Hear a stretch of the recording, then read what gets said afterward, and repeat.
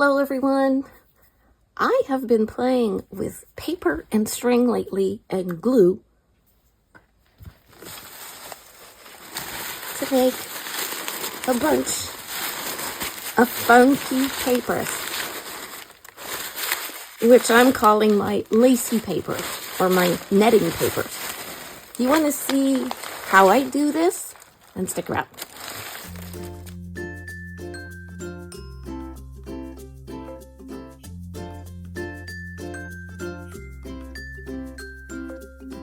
So I've got the video today to show you how I've been playing around with some really cheap supplies to make this paper.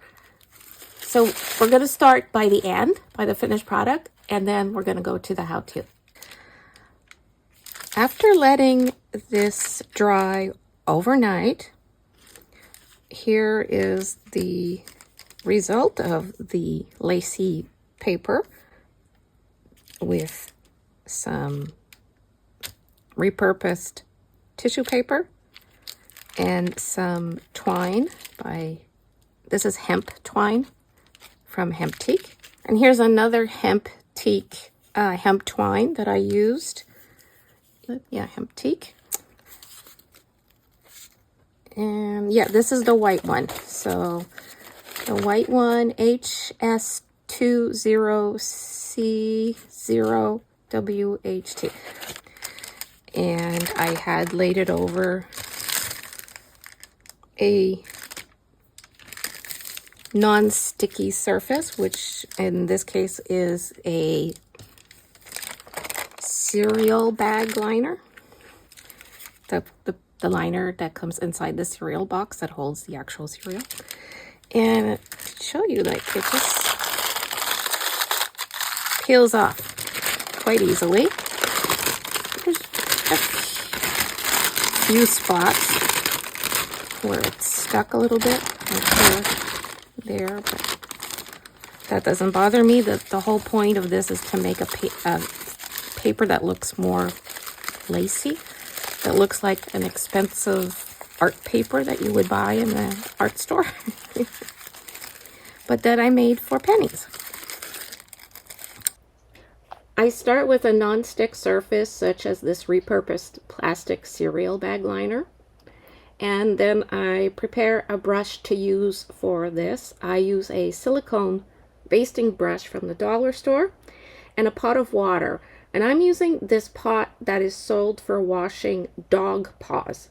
It has silicone bristles inside to gently scrub the puppy paws, but I found it works very well with paintbrushes, especially with sticky, gluey materials. So I already have some paste ready, and I made this cornstarch base paste earlier. It is made with 2 to 3 tablespoons of cornstarch, which was dissolved in a cup of water, stirred fiercely, and then brought to a boil in a pot on the stove. And I kept stirring it until it became translucent, kind of gray and gloopy. All I had to do was stir, stir, stir, and that took about 2 minutes. Then I let it cool, and I stored it in a jar with a good lid, like a mason jar. And then when I wanted to use the cornstarch paste, I would put some in this little blue container, to which I would then add water because it had cooled down, it had congealed, and I just add a lot of water to make it as runny as I possibly can, while still maintaining its stickiness. And this just helps me to spread the paste around. Next, I prepare the materials. I am repurposing some used gift tissue paper, so I've cut it to the size I want, and then I prepare the string. I cut pieces of string the length and width of the paper to make a grid form. The idea being that this will make the paper interesting and also provide kind of a guide for where I'm going to make the holes to make this lacy or netting type of paper.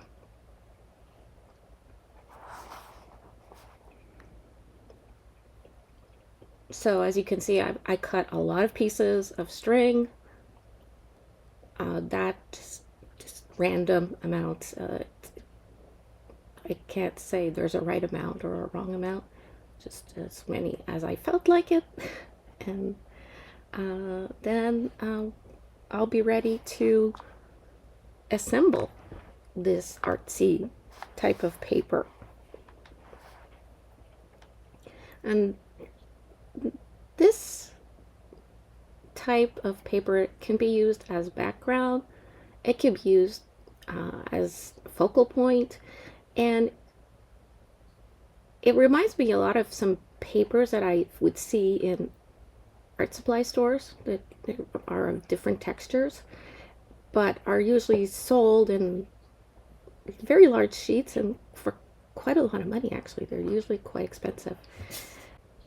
Once the materials are ready, then it's time to brush some of that paste onto the plastic paper.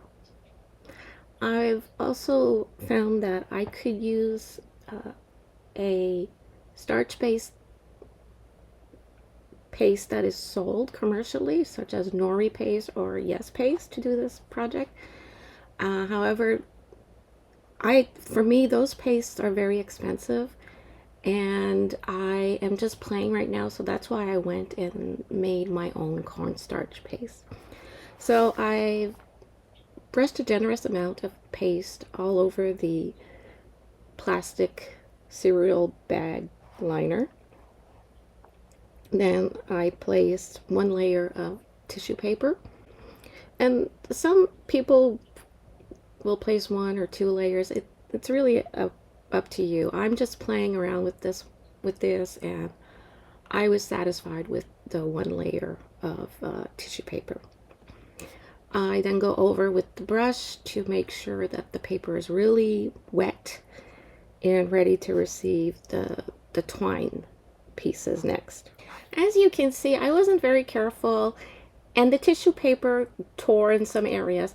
So I did end up placing a second layer of tissue paper, which is not my favorite way to do this. I prefer to just use one layer, but I didn't want to waste the one that started to tear, so I put a second layer over it.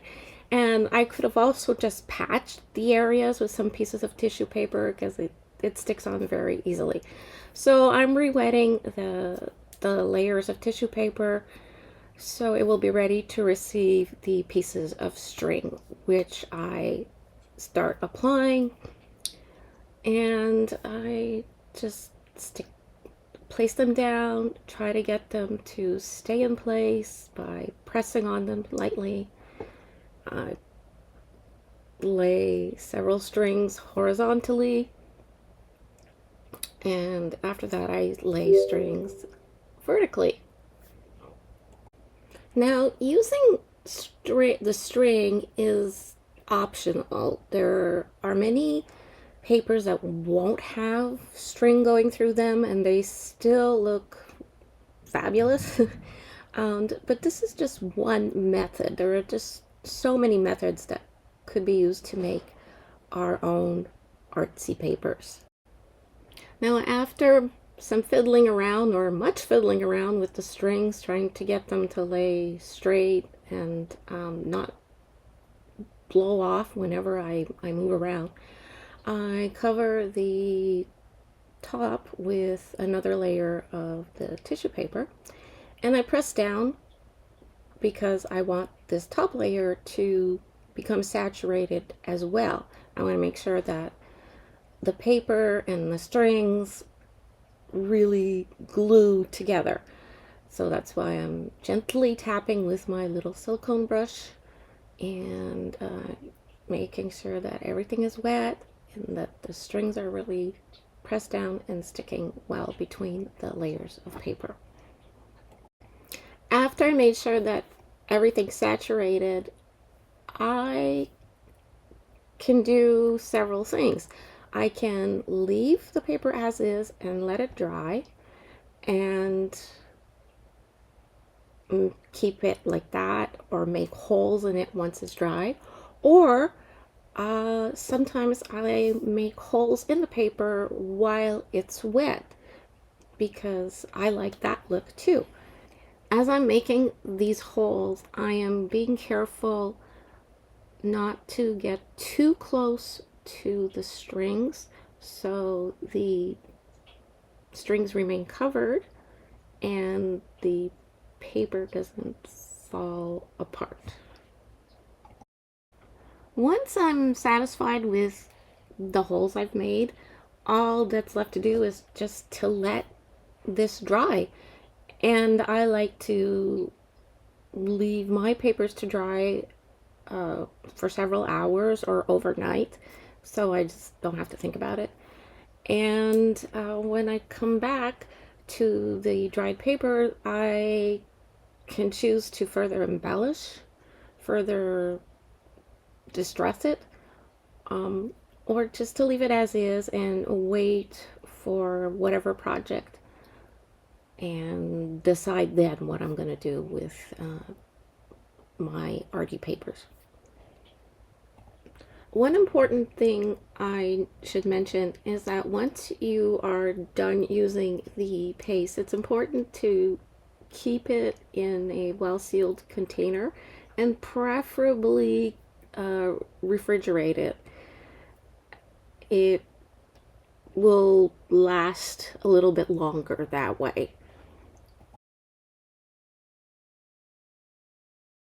So this is what this one looks like.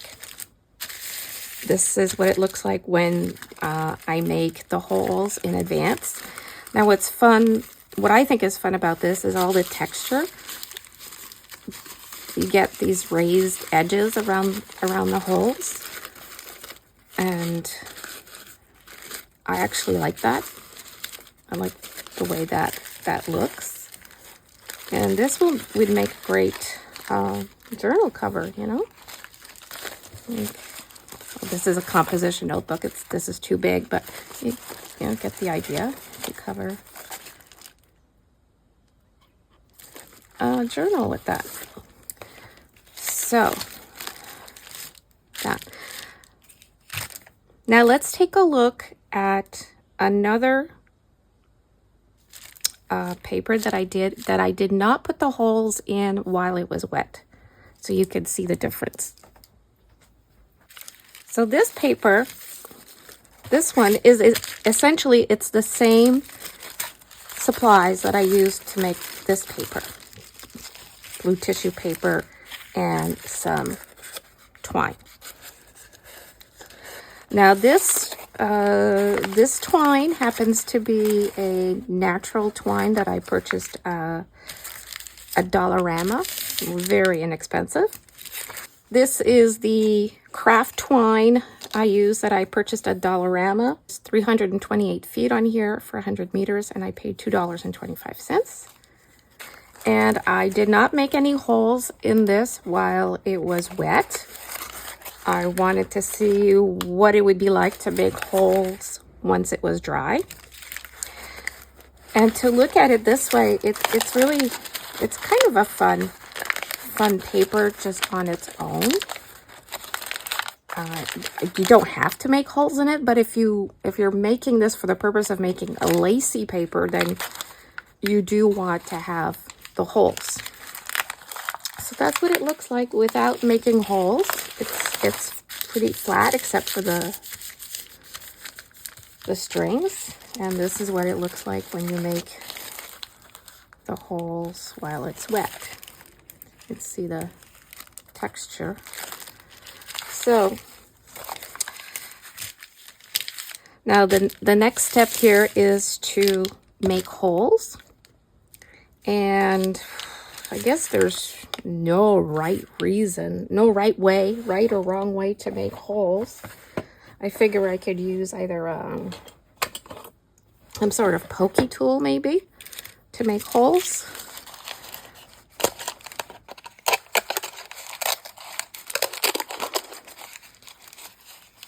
And I could leave the pieces like that if I want. Or I could remove them. I mean, I think that this is really, you know, personal preference, really. If you want it to be raggedy looking, just be careful not to pull off where the string is, because it could fall apart. So I'm just doing that. So it could do like this. Trying to think what else I could use. I'm thinking, yeah, anything will do. Doesn't have to be this end. It could be this end, and do like that. Maybe I want to even go in with a hole punch. Why not? And see, and get it started that way. I mean, there's different ways of making holes. I mean, like, you know, geez, I could make a whole video on just making holes, but I think you get the idea of what can be done. So that. So, yeah. So I think I will, you know, make the holes.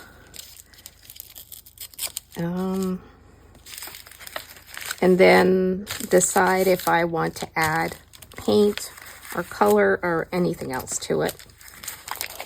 So that one. Another example I have for you that I also use the Hemptique hemp cords is this one. This twine from Hemptique. It is a hemp made twine. This is the brand Hemptique. This one is a beautiful variegated color twine that I use. This one, very pretty.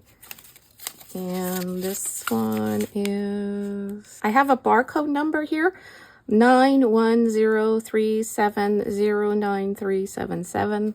That's all I can show you. So, yeah. Now here I have more samples of lacy paper that I made with very thin tissue-like papers. This one was made with sewing pattern paper. You could see it there. It was a buttrick pattern. And some twine. This, again, is twine from Dollarama. This time I did not cut it in strips. I just went like that with the string. I just know. I thought it might be fun.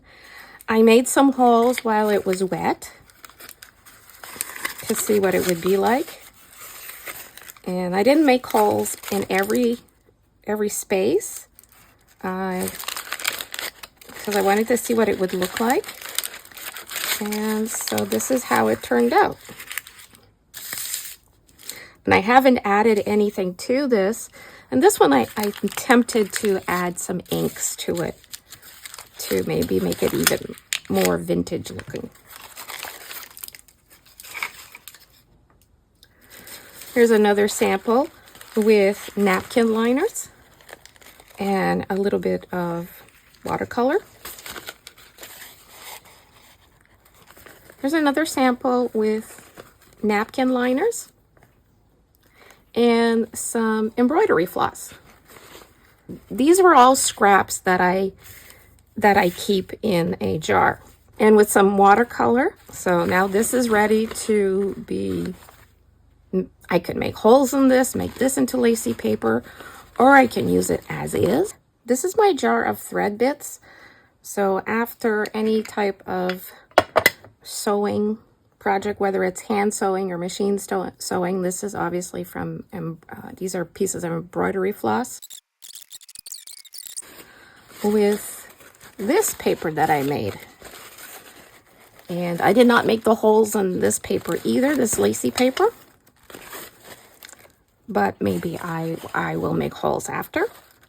And this was also napkin liners and watercolor paints. Now, I just want to show you quickly a bunch of other papers that I had a lot of fun making with napkin liners and embroidery thread, twine, just napkins, one layer of napkins and different colored twines, some watercolor paper, and basically I just glued these together, and I didn't make any holes in these because I thought I'd make the holes after.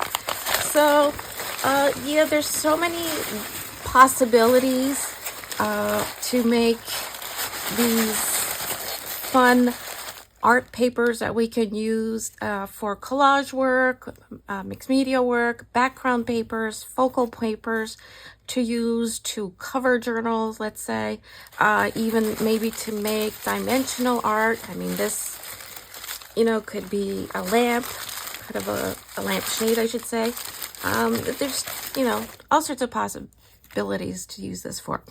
So I hope you enjoyed this video. I hope it was helpful to you or entertaining. If you like this video, please give it a thumbs up. Please like, comment, share, subscribe if you haven't already. Thanks again for watching. And until next time, stay crafty. Bye.